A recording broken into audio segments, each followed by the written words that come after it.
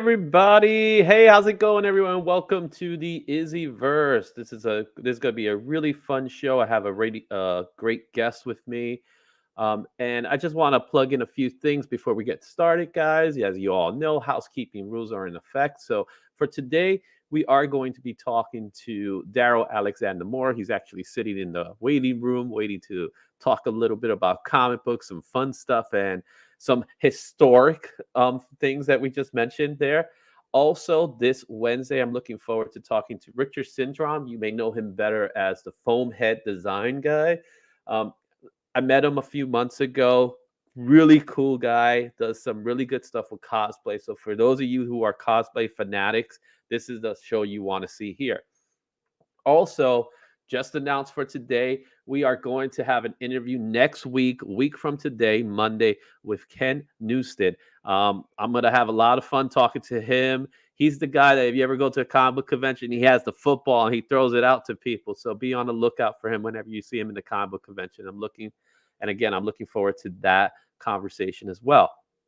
Also, I want to make sure you all know about the Bronx Comic Book Show that's happening on March 5th. The best part about this show is that it's free. So you are all welcome to come. Free admission from 11 to 5 o'clock. There will be vendors, comic books, artists. Joseph Pierre, Keith Williams is going to be there. There's going to be a cosplay contest, and whole lot of other stuff that's going to happen there. So go be on the lookout there. Also, that same weekend, that Sunday, we're going to have our AEW Revolution reactions, results, and review show. I've been waiting for an AEW show to happen since the start of this show, and we're finally going to have an AEW show happening soon. So be on the lookout for that one. We're going to be doing right after the show, so it's going to be somewhere around 11:30 at night. We'll do a nice little recap of what happened in AEW, your reactions, results, reviews, all that fun stuff. And finally, I cannot leave this behind, and that's Squiggy's Dugout. That's the place I get my comic books today. So Squiggy's Dugout is found in New Rochelle. You could be there, it's open 7 days a week from 11 to 5 most of the time. Wednesdays is open a little later. Fridays is open a little later as well. But at this moment, they're having a great sale, comic book sale. You get back issues for $1, some indie titles for $1, some collector's sets for 50% off, and some graphic novels at BOGO sales. So that's for the entire month of February. Be on the lookout. Just ask for Peter, and Peter is going to help you. Tell him IzzyVerse sent you. Okay, guys? Without further ado, now I'm going to introduce to you Brooklyn-born, Bronx-raised Darryl Alex Moore, who studied at studied at cartooning in his beloved High School of Art and Design in Manhattan. I'm actually reading from his bio here. Um, let's go ahead and introduce him here. We'll talk more about his life there. But Darryl, welcome to the show. Welcome to the IzzyVerse. How you doing, bro? Thank you. That was a wonderful intro. I'm very honored to be here. All right, Darryl. So let's talk a little bit because I see here a few things. I see here that you've written a novel called Everything I Missed at Home, and you also illustrated two children's books, Jerry the Snow Ranger and I Want It Now. And we're not talking about MTV here, right? No, no, no. Also, It was about a bratty kid who just wanted everything. Yeah, I see here you also you're putting your finishing touches. You probably already did it for Yvette and the Rangerettes. So we'll talk a little bit about that. He also had work in Jam magazine, and he worked for a little indie comic publisher called Pronto Comics. I would know a little bit about those guys yeah. before starting his Now or Never comics. So again, welcome to the show, Darryl. I think we're gonna have a blast this time that we're spending here to talk a little bit about comic books and your work, man. So tell me, Darryl, how did it all start for you?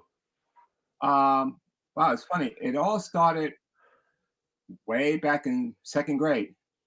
Actually, in kindergarten, when I was in the kindergarten class, and in the hallway there was art that was made by the upper grade students, like second, third, fourth graders. And there was this one piece in particular. Some kid, I think he might have been third or fourth grader, he drew this picture of these two race cars um, facing off against this helicopter. And it just looked so cool. And I was like, man, I want to do that. And so I started drawing, and then second grade, I started to get a little bit good at it. I won like second prize in what was that, fire prevention safety contest back then. Came in second, but but it was better than most, and so that, excuse me, that continued on and everything. And then I was in Brooklyn. I was at a junior high school 35, Stephen Decatur. And I was in seventh grade. And I was in music. And the music teacher, he was a yeller. Now, talking to former students from that time, they say, no, Mr. Wetlow, he wasn't a yeller. That day he was. And it was like the first day. It was in September. It was the first day. And we were given clarinets, and we had to learn how to play a clarinet. And in playing a clarinet, you have to put a reed in to make the sound come out. And I couldn't put the reed in correctly. And so every time I tried to blow, it was like that, And so he's going around to everybody, to the saxophone players, to the clarinet players, the trumpet players, and he's like yelling at every one of us. And he's like, "No, you're doing it wrong." Da, da, da, da. And he's working his way towards me. And I'm still like, I couldn't get this darn thing to blow. And he's like two students away from me. And then the bell rang, ending the period. I went to my assistant principal. I said, "Yay, you got to get me out of there. I can't take music. I can't." And so he said, "Well, would you like to go to art class?" And I was like, "Yeah, let's go there." And so I went into art class, and then I, tried out for art and design, and I was amazed that I actually got picked. And the rest is history. That's all right. So that's good. I remember it was in junior high school. I was in junior high school in particular. Now that you mentioned band and stuff like that, and I went with the sexiest instrument you could think of, man. You couldn't get more sexier than this instrument, the trombone.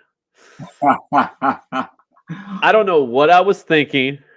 All I know is I get this. I learned how to blow on it. That's the one thing I learned. And I think this. I know you had to do two fingers, right? You got two fingers, and you But the problem is, every time I blew it, it was the same sound. I didn't know a key. I couldn't tell a key for the life of me. It just every sound sounded the same, and I was like, I don't know. I'm just doing whatever he tells me to do. Yeah. And I remember junior high school for me was a very interesting time period in particular because I guess that's when I developed a backbone. And what I mean was, as in elementary school, I was the nerdy, quiet, normally quiet kid, right? I got into a fight here and there, but nothing too crazy. Um, but when I got into junior high school, I just developed an attitude. You know what I mean? A rebellious attitude because one, I was tired of being picked on, and two, I was just tired of being the smartest kid in the room, and then just being picked because of it. So I Yeah. just I just went nuts from there on in, and that's how Izzy World was formed. But it was also where I actually developed my love for comics and drawing in general. So you told me a little bit about how you got into art in general. What got you into comic books? Okay. I actually got into comic books a little late, I guess, or relatively late. It was eighth grade, middle school, eighth grade. I used to buy here and there a comic book or two, but it was usually war comic books like Sergeant Rock or the Haunted Tank or stuff like that.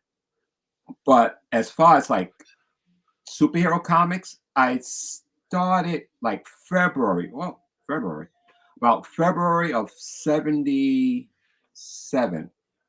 It was a Captain America.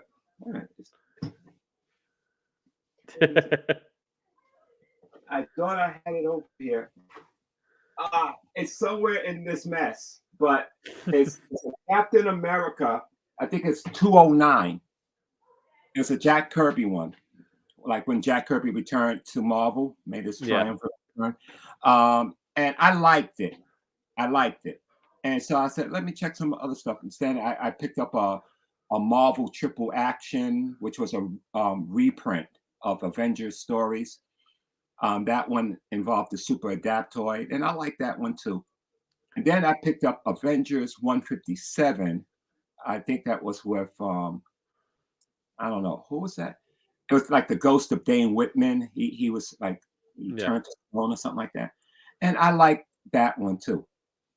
But what blew my mind, the one that made me a Marvel maniac, Avengers 160,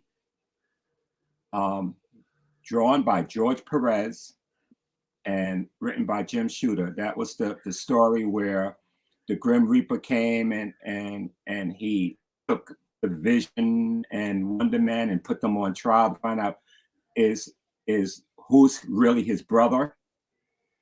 That comic book is the thing that cemented my love for comics, for the medium, and that's where it really took off right there. Avengers 160.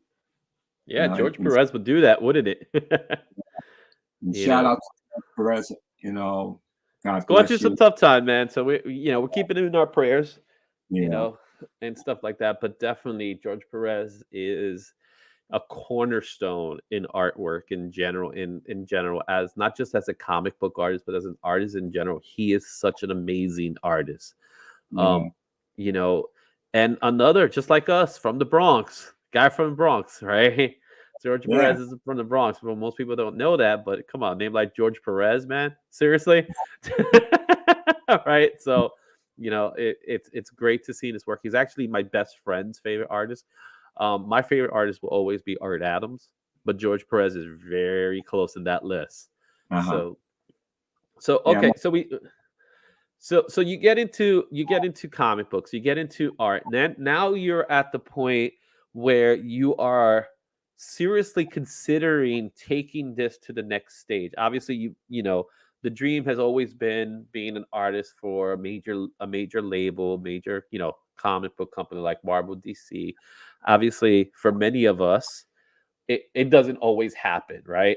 Right. But what does happen for us is that we still get involved in the industries. Can you tell me a little bit about how you got involved in the industry of making comic books in general? Okay. Well, I tried to get into Marvel, and I, back in like my days at School of Visual Arts, because after I went to art and design, I went to School of Visual Arts, and I studied cartooning. That's where I got my degree in cartooning, and there I was taught by Will Eisner and Harvey Kurtzman, and they were really, really great guys. And Will Eisner twice wrote letters of recommendation to me to send to editor at Marvel, and I sent my stuff in. And the first time Jim Shooter said no, and then the second time, John Romita Sr. actually sat down with me and he just ripped me. He's like, "Oh, your faces are ugly, the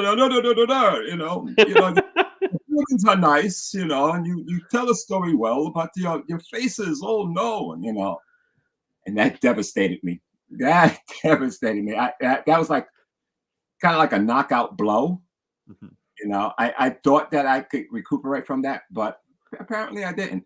But I did still do work on the side. But then next thing you know, I became a teacher, and I fell in love with the job, and so I was there. But I would still dabble in art here and there. But it really my art career really went in a coma until about 1996, where I took a job at this after school center called Mind Builders Academy. And one of the students there, he had a stack of Wizard magazines. And I'm like, oh, what's this? Like, because I was kind of like divorced from, I was pretty much divorced from comics at that time. And I'm looking at Wizard magazine, I'm looking at all this artwork, and the whole thing has changed. Like now you got the Photoshop coloring and the newfangled lettering and everything, and it was like all razzle dazzle. And I was like, ooh, this looks interesting. And so then I started getting back into it, and I started drawing it again and everything, but it was more for fun. But then I'm going to just fast forward because I don't want to take up too much time. Fast forward several years, like the mid 2000s or whatever. A friend of mine from Facebook had texted me and said, "Hey, I'm going to this this meet and greet for this comic book company called Pronto Comics. Do you want to go?" And I was like, sure. I went. And when I went, can I be honest? Go for it. When I went, I looked at the work that was presented there, and I wasn't that impressed by anybody. I was like, and like I felt like I was better than everybody. So I just left. But then, I thought about it, I kept thinking about it. And then, one thing that I couldn't escape was the fact that, that you might be, better than everybody else, but they have stuff out there. What do you have? Nothing. I had nothing. So I was like, well, okay, let's try to be a little bit humble, and just check this out. And so a friend said, hey, that he was going back again. And I said, okay, well, let me go. And so I went to one of the meetings, and, the meetings they was talking about, if there's anybody that's a penciler that would like to hook up with a writer, just let us know. And so I said, you know what? Let me try that, because all the artwork that I've done, all the pages that I did, like for portfolios and everything, and the pinups and the posters and the comic book covers, that was all me. I never worked with anyone. So I still had the urge to try to, even though I was loving, my Board of Ed, career, I still had the dream, of like being a freelancer for Marvel.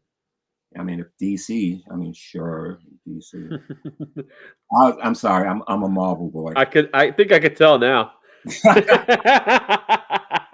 I mean, if a DC job came, I would have took it, but no, I really wanted Marvel. I really was. Back then, don't ask me my opinion about Marvel now, but things have changed. So I was hooked up with a guy. I don't remember his name, and he probably don't remember my name, but we did a story, based on his characters. Gosh, what was that? That was an alert. That wasn't from my end. Uh, Don't worry about it. This is my daughter's laptop. She got an alert in the process.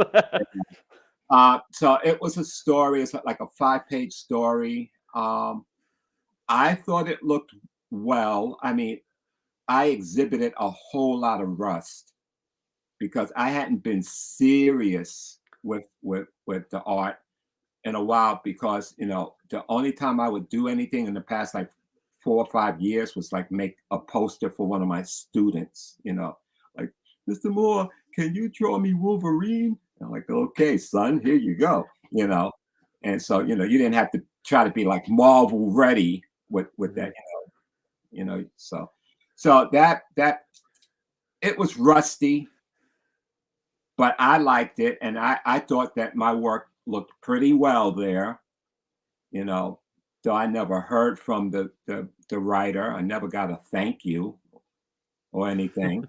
That's the reason why you can't remember his name. Yeah, I can't remember his name because. But it was published, right? It was definitely a published book. It was published. It was published. I thought it looked well in the comic. I think I represented myself well with it. But never heard from the writer.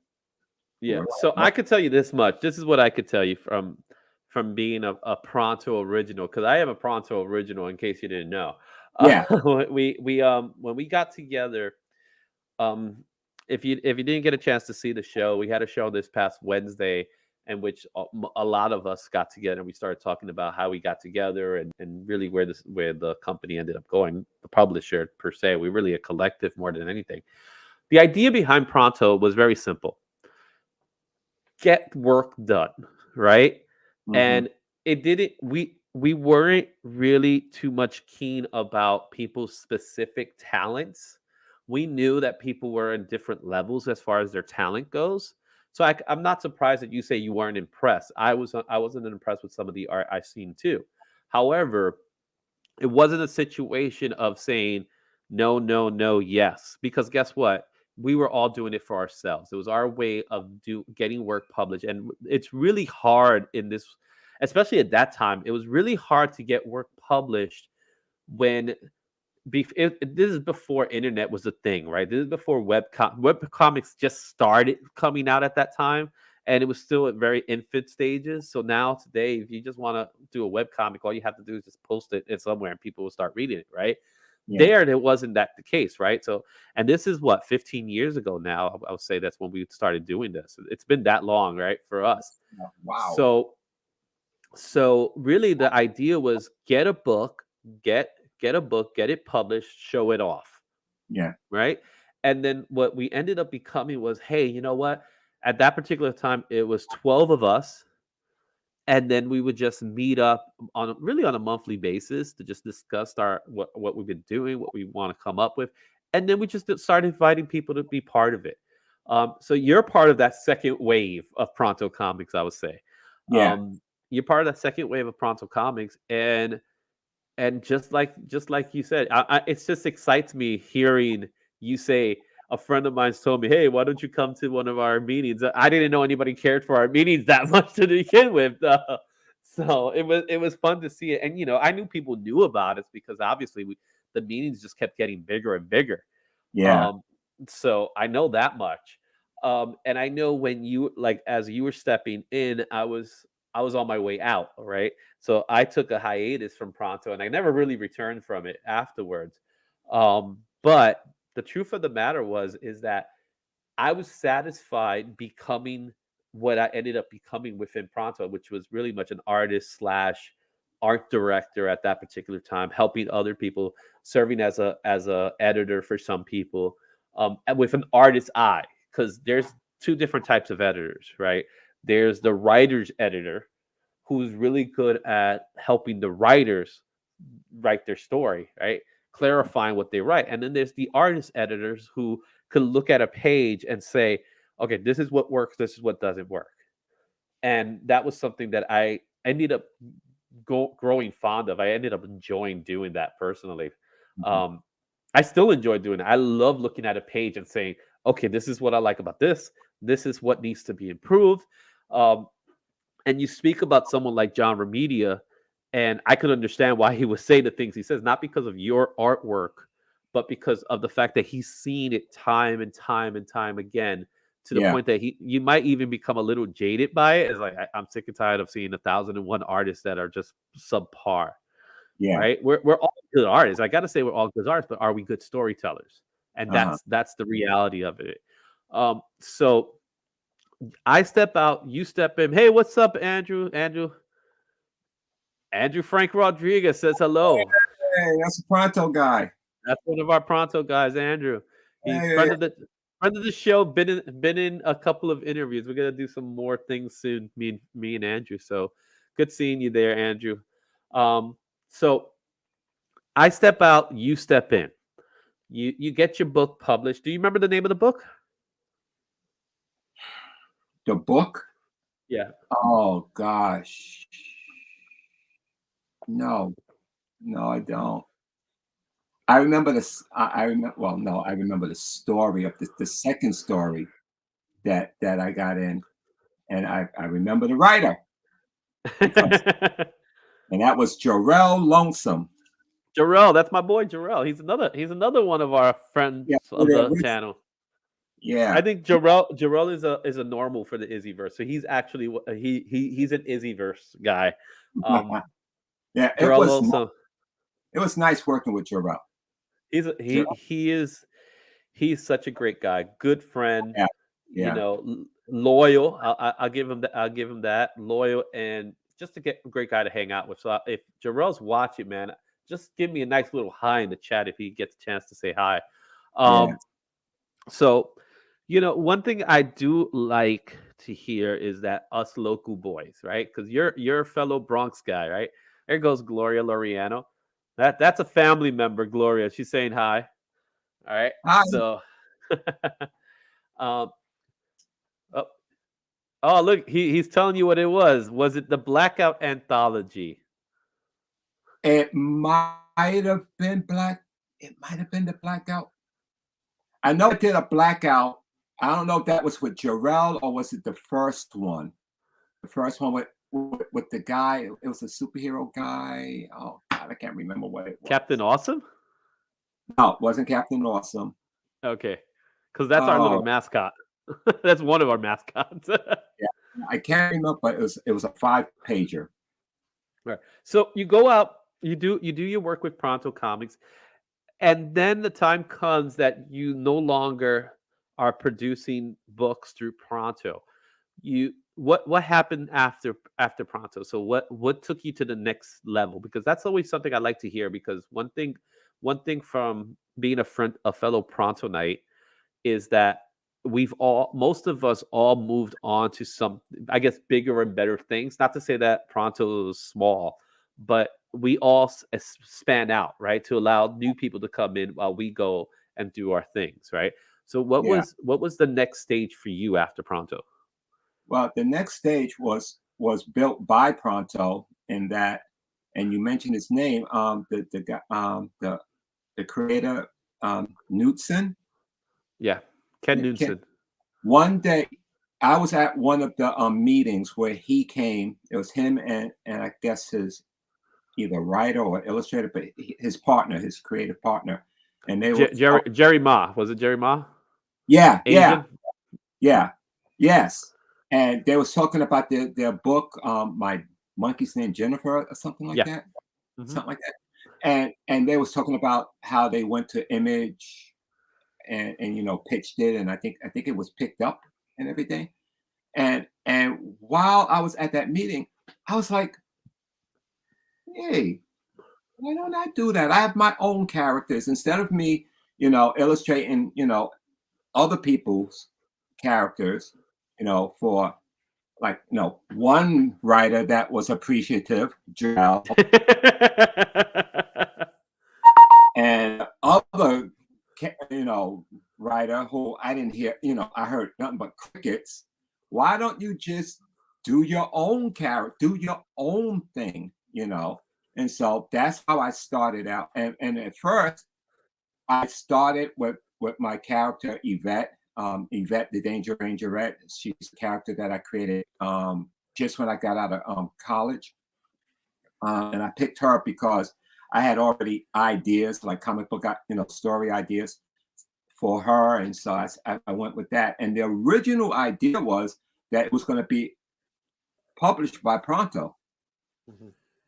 In fact, what I had wanted to do is I wanted to do it twice because I can have a potty mouth that will not be displayed here. So I wanted like a R version that I would do myself. No, wait a minute. Which one? I wanted Pronto to do the R version, and I would do the clean version. But for whatever reason, the Pronto version never took off. So I wound up doing my own. So that's how it went. But that was some good And motivation. You ended up going doing your own thing, which yeah, I do like to hear. I like to hear the stories of people who say, again, branching out, doing their own thing, and saying to themselves, "I know I could do this myself now." yeah, Maybe Pronto was just the catalyst to get you started. It was like, it was yeah, just there to start the flame again, right? Because as you yeah. said, you were dormant at the time, and you just needed I someone to was. spark the flame, and Pronto was that opportunity. So Yep. kudos to And Pronto for that, and I'm happy that Pronto was that catalyst for you. I So always be grateful for that. yeah. So you started working on this book. Now you're coming up to the Now or Never comic company this little indie company that you created, that you spanned out of this. Tell me a little bit about the name Now or Never, where it came from, what made you think about it. Yeah, I just felt that this kind of like goes to another Pronto meeting. This one was with Chris Batista. One time he came in, and I remember, and he was a great guest. He was very funny and very talented and really cool guy.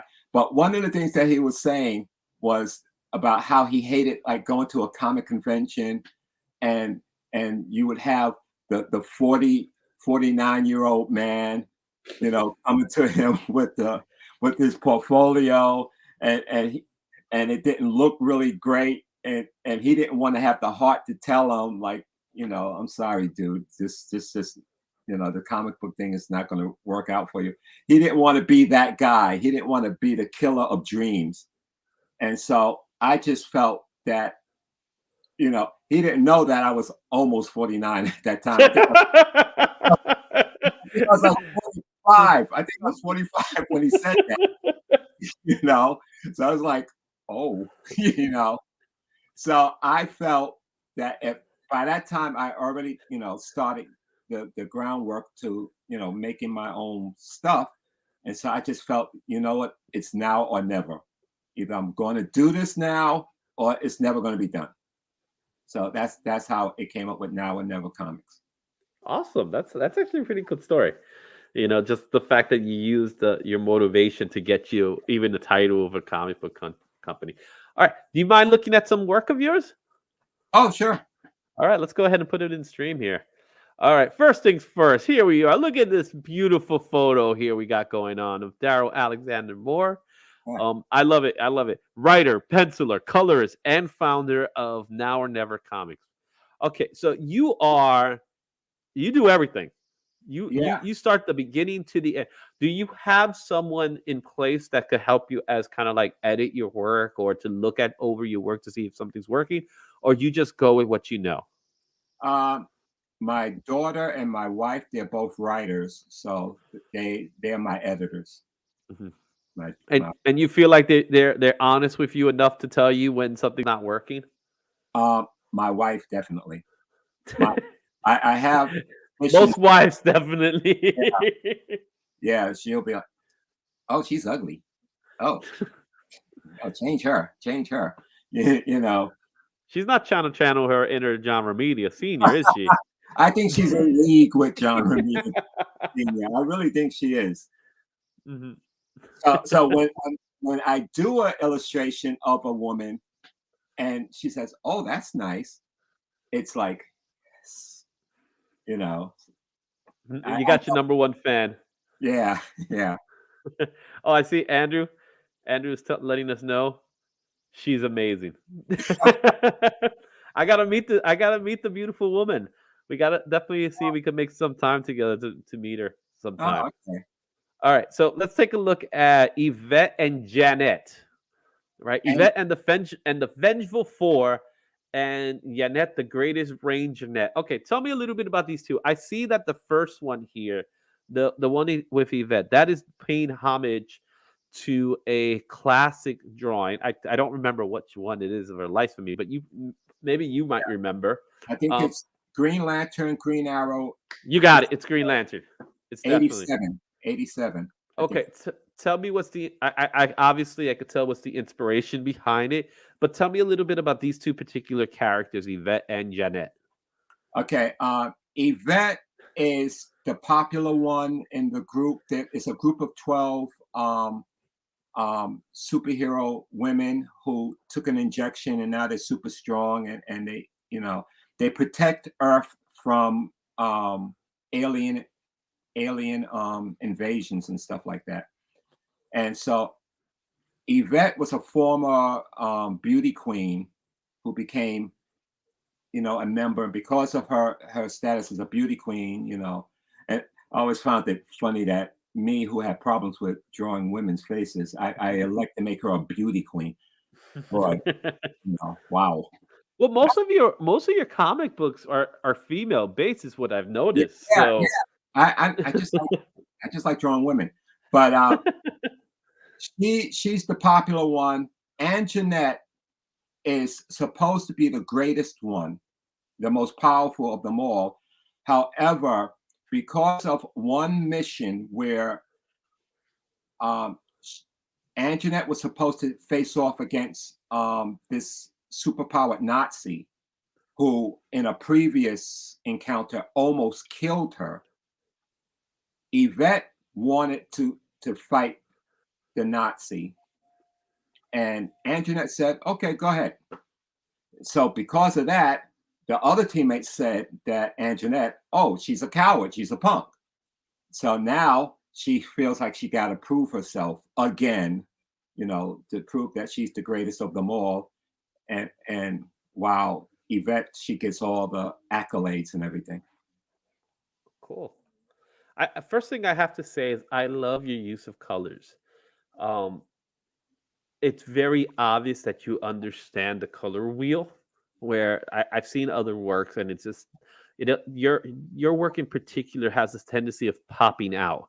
One of the things that immediately drew me into is like I want to talk to him. I want to talk to him because every time I see when you post something on Facebook or Instagram or any other social media platforms, it's a standout to me, right? It's not like your typical artist that just wants to draw something and post it, right? It really does have it feels comic. It feels like a comic book, and what I like in particular how clean it looks, and urban it feels as well. That's the other thing that's about it because obviously, the drawing with Anjanette, she's in space, right? But it still feels urban as far as the character. Obviously, she's a sister. I could tell right from the hair, Yeah. and things like that. So it's just beautiful seeing it, and it's just one thing I will say: it's so clean. You don't get to see a lot of clean work. Thank All you. right. All right. So now, what do we have here? Um, I wanted to ask you a little bit about this one. Obviously, this sounds like it's you getting into the political aspect of things, but tell me what I see here in these two particular pieces. Yeah. This is the second graphic novel that I'm going to try to start working on in a couple of months. It's about these 4 FBI agents that have to infiltrate a high school because Russia is trying to start a race war in America by having a mass shooting at this high school where they would target African American students. And these there's these 4 FBI agents that look young. They're there infiltrating there to try to stop that from happening. And it's kind of like 21 Jump Street meets The Manchurian Candidate. Interesting. Yeah. So, And the characters we're seeing here, can you tell me a little bit about these characters? okay. The girl in the plaid and in the black skirt, same person. She's Calamity Knight. I'm still working on the last name because I wanted it to be Calamity James, and then I discovered that there's several Calamity James and stuff. So now, I gotta look. I don't want to get sued by anybody. So Calamity Knight sounds like a good name. I think so. I might stick with Calamity Knight. Or Calamity McKnight. I'm not sure which one. But anyway, she's the leader of the 4 that's inside the high school that's going to try to prevent, things bad happening. The person that's the woman in red, her name is Tara Hayden. The minute you said her name, it drew me.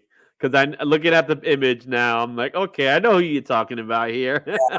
Well, thank you very much. I will not say anymore.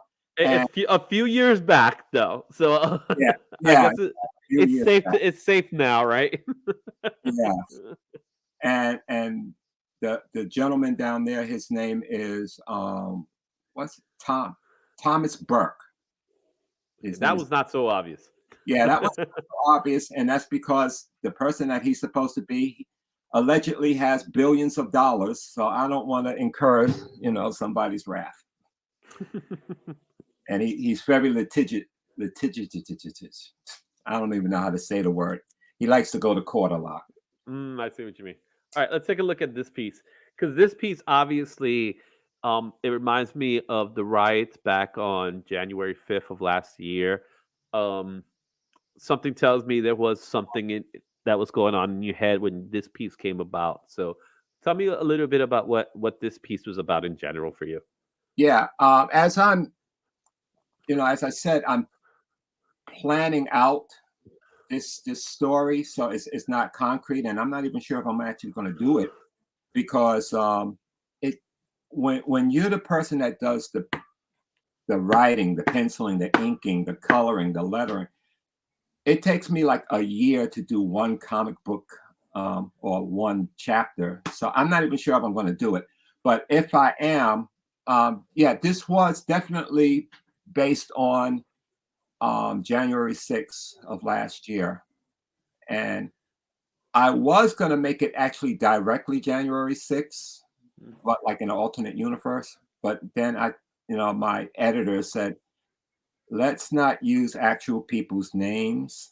So I'm just making, satire.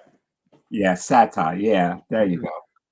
Yeah. So so that, like, the Blacks for Burke sign, that's a copy of Blacks for Trump, which I find weird, but skip the politics in this thing.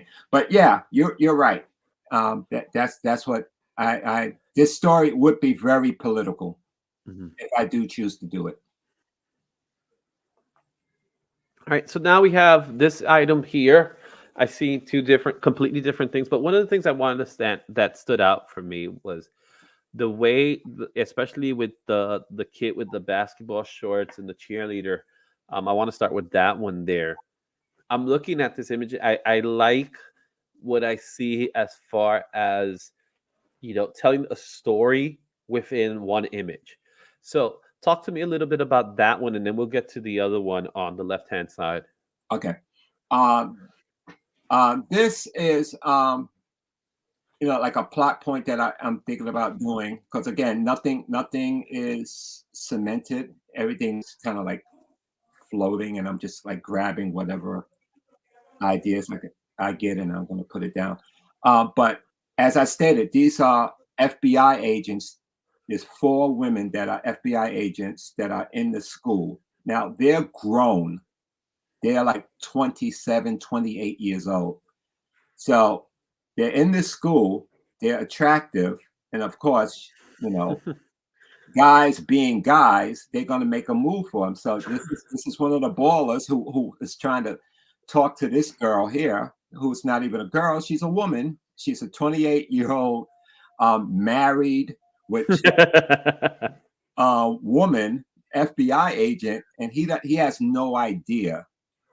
And so she's just looking like, oh God, I don't want to break his heart, but I'm going to. But she can't say anything because she can't blow her cover. So and the 2 girls, the 2 women in the background, they're just seeing it like, oh no, please don't blow our cover. Yeah, it's fun. I love the aesthetic, how it looks like a high school in New York with the whole big blocks and all that stuff. Obviously, you are a school teacher, so you have some places to get your inspiration. yeah. So that's great. What about this other image? I see mi bonito bandera, my nice Puerto Rican flag there. Talk Uh, to me a little bit about this one. Obviously, this has to deal with the Rangerettes, right? yeah, yeah. That's like a promo piece that I made because I just wanted to make sure that that the reader know that she's Latina, and because I felt like I want to make sure that everybody know that she is Latina because there's not a lot of representation of like Latina superheroes out there, and so I just want to show the flag and a little bit of the action, and like her being Miss Puerto Rico, and there's an interesting backstory with that. She went into Miss World. I use this as a cheat because I'm not Hispanic, I'm not Latino, so I don't know how to speak Spanish, and so in the story, I had her as the representative of Miss Puerto Rico, but then in the pageant, one of the judges is from Puerto Rico, and she asked Yvette a question in Spanish, and Yvette had no idea what she was talking about because she never learned Spanish. Oh, yeah, I know a few people like that. Yeah, Yeah. and Mhm. it's funny. I thought of this way back in 2010. No, 2012. It was 2012. I thought about that, Mhm. thing, and then it turns out it happened in 2016. Kind of. Mm. It didn't happen exactly like that, but there Mhm. was a Miss Puerto Rico that people were not happy with because she didn't speak Spanish or something like that, Yeah. or that either she didn't speak Spanish or she wasn't born in Puerto Rico, and so they felt like she wasn't true. Mhm. I see And what you mean.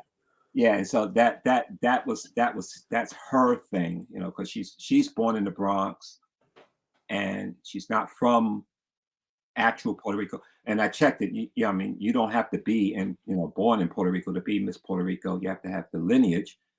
But I wanted this judge to be like really old school Mhm. and stuff like that. But yeah, I just wanted to show her Latin roots.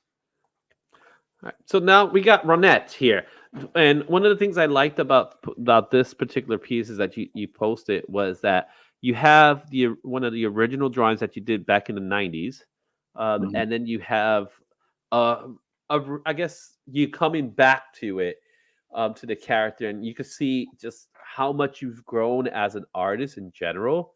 Um, even it's funny that you said faces. Even her face is completely different here, right? Where in that first image, I see some Madonna. I don't know if there was some Madonna Yeah, vibes going on there. well, Um, you're good. Yeah, Oh, I told you I love doing this kind of stuff. yeah. Um, I see there's our boy Jarrell. Jarrell saying what's up in YouTube. So, hey, Hey, what's up, Darryl. Jarrell? Hey. All right. So I did catch that Madonna view, right? That I'm trying to Blonde Ambition tour of hers. All right. But Yeah. then you changed it. So what caused you to make some changes? Because I noticed the skull belt is different. Obviously, your anatomy has improved dramatically in this sense, where the head in particular, you changed the style of hair Yeah. with it. So what caused some of the changes in your work? But this one is simple. Mhm. I lost the original one. Mhm. I didn't know where it was when I moved. I made this like I think 97, I think it was 96. Yeah, something like that, 96. I can't see it because it's being blocked Yeah. by Oh, the QR codes, yeah. but it does say something like 96, 97. Yeah, I think it was 97. And then in 2004, I moved to where I live now. And in that move, I lost the book that had all my drawings, my original drawings and plot points of Yvette and everything. So I had to start from scratch. And as a result, I had to rely on memory as to what Ronette's outfit was. Mm. And so I just went with what I remembered, and there's stuff I forgot. I wish I remembered that she had the skull for the buckle. Mhm. You know, I But I I like the way the buckle looks right now. It has a nice aesthetic to it. Nice, nice use of, again, your use of color is so, it shows that you actually understand color, because just the fact that you have that red buckle to complement the yellow with the black is great to see. I notice you definitely changed the guns. The guns look more like what kind of guns were they were from they reminiscent more of a modern age Tommy gun, where the other ones look more like the guns that were being created in the 90s, right? Remember in the 90s, everybody made a gun. Rob yeah, Liefeld, give Rob yeah, Liefeld a lot of credit for that one. those big Um, guns. the Yeah, arm bars are gone, replaced with sleeves. I like the changes you made. I think the changes work. The image is stronger, thank um, you. and it's just better. It has a better representation of what you want to come across, and obviously the facial expressions in themselves are different, but it's just a stronger piece. It's definitely, it's a good piece to show how you were here and now you are there, and Yeah, that's what's great. I see Evo Skills loves the logo on Ronette, so kudos on the logo. And let's take a look at a few more things before we call it a day. okay. Um, Obviously, let's take a look at this piece. Apparently, we have a little crossover thing going on here. Is that Yeah, correct? that is correct. That's a crossover. In fact, that's it is it is going to have a crossover because at the end of um the graphic novel, which I'm still trying to find the right printing house to do this. Uh, I don't even want to talk about that. This has Go been a web, man. Go web. I I might have to just go web. Yeah, yeah. You I'm a got the place. You got the place for it. yeah, yeah. But at the end of the graphic novel, the Yvette graphic novel, um, it's actually set in 2016. And at the end of the novel, a certain person becomes president.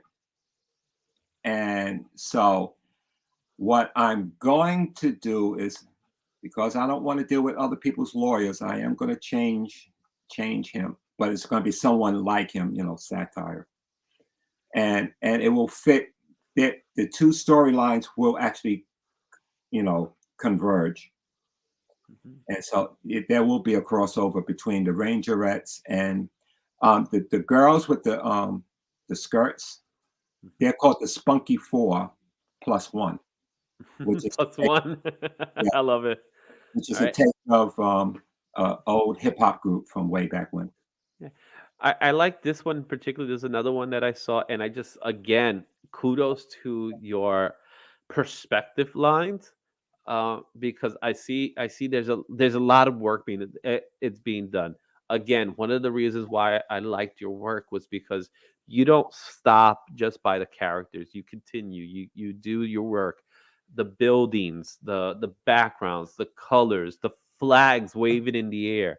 All that stuff is just it's adding on to the environment without taking away from what we're seeing, right? Because we could see that you have that one girl holding up the other girl. Then you have the other character, shooting a gun and perspective, all this. So you know, tell me what it takes to do a piece like this. How long does something like this usually take you? That one took about 3 weeks. That one took 3 weeks. And it was heavily influenced by a Jim Lee piece. It's not a direct homage, but it's inspired by a Jim Lee picture where it's Yvette was Batman and Ronette was Superman. She was facing off. But I did a lot of changes with it. So Mhm. it's not a swipe, but it is Yeah. influenced by it. Um, but yeah, I just like doing a lot of detail, and because this page originally wasn't part of the story, it was just me. This was actually a piece that I did taking a break from the story, because I saw the Jim Lee one and I said, oh, I'd like to do something similar to that. And so I did it. And so I took my time because, like I said, I took a little brief hiatus because sometimes you got to take a hiatus from your story, else you go crazy. I hear you. I hear you. All right, we got two more slides to go to. Yeah. Again, now I want to talk a little bit about your choice of storytelling. So we have here two pages set up with multiple panels. Okay. So when storyboarding your work in particular, I see a lot of parallels. I love the fact that I could see that you've paid attention to your comic books. And more importantly, that you pay attention to what works and what doesn't work. This is just happens to be one of those pages for me that works. And the reason why it works is that there's symmetric because you have the two characters on both sides. So they're kind of like the bookends. And then you have these panels within this piece. Talk to me a little bit about how something like this came about. That one, I don't know how that came about. I do know that it was a situation where it was the same incident, but two different perspectives about what happened. It was a date that went horribly wrong with Yvette and the guy in the gray vest. And so I wanted to tell both of their versions of the same story. And so I had hers on that page and then his on that page, but it was like a trick to try to merge them together. Mhm. And I was really hoping that I was like very scared to do this because, you know, you can say that maybe I was trying to be a little cute. And when you're trying to be cute with stuff, sometimes you might fail. Mhm. And I'm hoping that people that read it can read it the way it's supposed to go. I think that people will. I'm not sure, but I'm happy with it. But Yeah, I like it. I think it works. well, I'm not reading the word balloons, and I didn't get a chance to read the word balloons. But what I'm seeing is an artist thinking. You know what I mean? yeah, And I know it's an artist thinking because you're writing your own work, right? So yeah, it could, if a writer gives you this as an artist, you have to say, okay, you just gave me this. You want me to do this. I'm gonna do this way. But you had the liberty to do it your way because you are the writer. So I think in this particular instance, without reading the word balloons, I could read it through. And what's important is even if you go from panel one, which I would say is the panel with the big panel with yeah. the girl and the guy, and then we'll call it panel four, which is the end panel. Even if it goes the top, middle, it might still work. If it goes left, one, two, down, 1, 3, 4. Then it continues. It also works there. So it works. I think it works. I know. I again, without reading the word balloons, I could read the art, and that's very important in comic books in general. Yeah. Because in comic books, if you cannot read the art, then there's a problem because you're never going to read the words. The words cannot dictate the art. A lot of people like to say that what's more important, the writing or the art. They're both equally important because there is writing within the art. And what people fail to recognize about comic books is that, yes, it is an art medium first, then the writers come in. But without the story, then the art means nothing. It's just a whole bunch of beautiful pictures put together. So this is one of those pieces that I think is definitely showcasing your talent as a writer and an artist at the same time. Thank you. Thank you Nope. very much. All That right. was And now let's talk about this piece here. wow. I saw this and I immediately said, I got to talk about this. So what made you think about doing this piece? I'm addicted to doing homage artwork. Changing like established works and putting my own characters in the situation. I just thought about how this guy just kind of reminds me of a white version of me, and you know, and in the story, that's my girlfriend. She's not my wife. Doesn't look like this, and Uh-oh. and my wife. Yeah, and let's just clear this. I asked my wife to be in the story. She said no because I could not capture her beauty. Nice one. Yeah. So I said, okay, I need a girlfriend. So I'm going to have I'm going to create a girlfriend. She said, go ahead. So there you go. So that's my comic book. You got the blessing. Yeah. Yeah. Great Yeah. stuff, man. All right, let's take this stuff away and let's start talking. Let's wrap up the interview. It's been about an hour now that we've been talking. Darryl, tell me a little bit about some of the stuff you're working on now and anything else you're interested in talking about in particular before we call it a day. Okay. I had mentioned that I was having a problem getting a printer. So what I'm doing right now is I'm in the middle of making an art of Darryl Moore book. And so what I wanted to do was I wanted to test out a printing place. Can I mention names or should I just Yeah, go for it. Okay, all right. And I have a big L today. I was going to try out Kablam because I've heard a lot of good stuff with Kablam. And so I'm concerned about the graphic novel because the graphic novel is 384 pages. And so I don't want to take it to someone and be upset with it. So I said, well, let me just do the Art of Darryl Moore book, with all my posters and pinups and everything. And that's about 165 pages. So I will test it with that.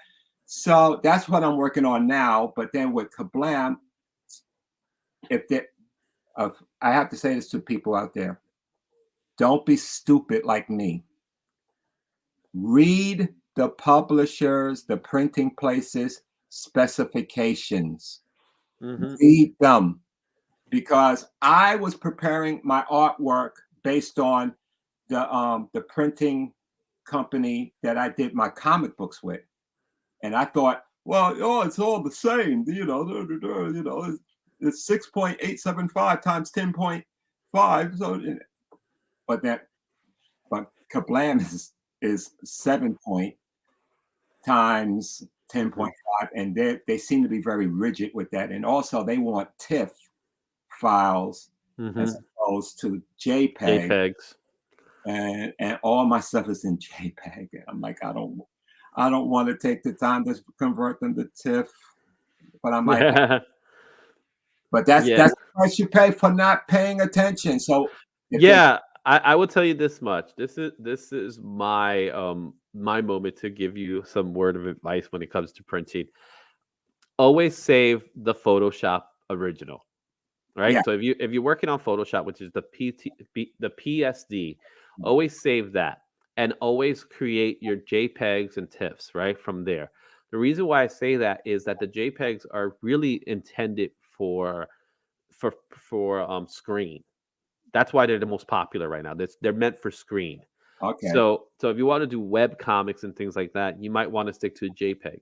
Where TIFF is actually better quality in its run, so therefore it saves up the colors that you want. So you get more true colors through TIFF, and therefore the quality of the image is better through a TIFF file than a JPEG. Because with a JPEG, if you start zooming into an image, you'll start seeing the pixelated parts to it. Where in Mhm. the TIFF, it's not a vector thing, so you still see the pixels in a TIFF, but it's not going to be as prevalent as it would for a JPEG. Okay. So yes, it's going to take up more file storage. So make sure you have that storage place in place. Also, it's also important to start getting some PDF files to go along with that, because then you could get proofs, and that's important, getting your proofs. They should, all these publishing companies or printer companies that they really are, Yeah. they should be able to provide you with a proof. They might charge you for a proof, but not to the same standards of getting 100 books and then find out all 100 books are garbage, because what are you going to do with them, right? Right. BOGO sale, right? Something like that. Mm. So so work on that, and that's what I'll tell you. But besides that, man, it has been a blast having this conversation with you.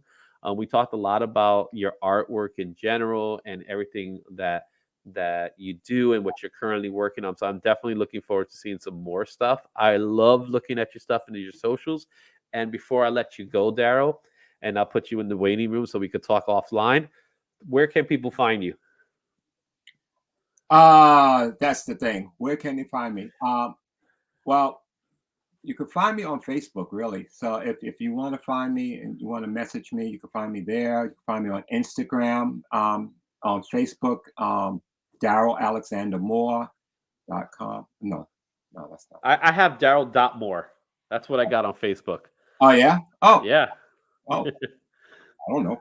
Okay, and You'll find them. You'll find them, guys. Instagram is Stormbringer50. So if you want, any like copies or like runs, you can catch me there.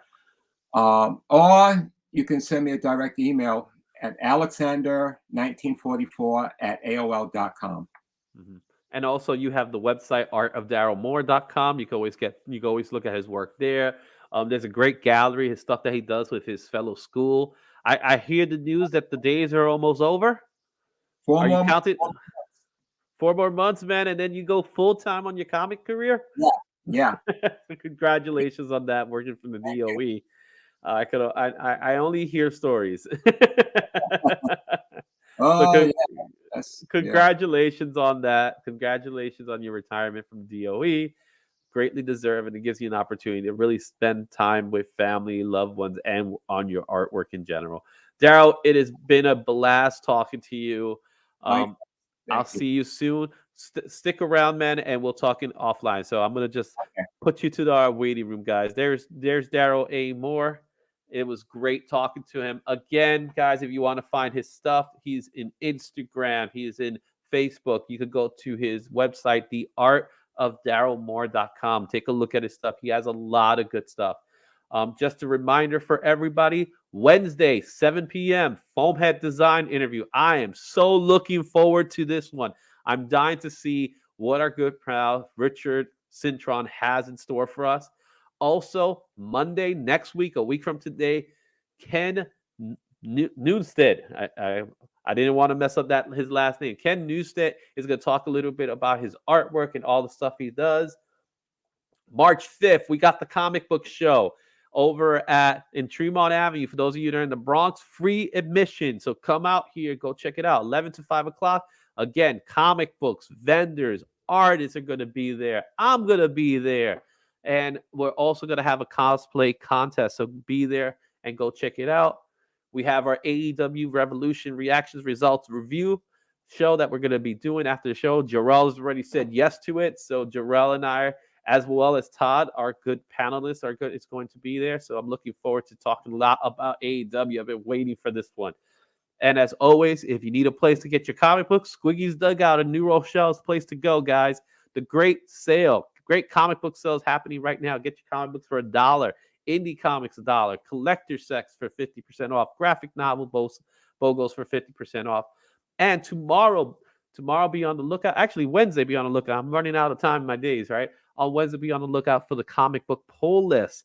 I'm looking forward to the books of this week. I have some good choices for everybody to pick from and to read because we still want to get our comic book, guys. So with that said, that's been the IzzyVerse for today, guys. We'll see you again on Wednesday for our interview with Foamhead Designs and the comic book pool list. Until then, man, you've been part of the IzzyVerse. We'll see you next time. Bye, guys.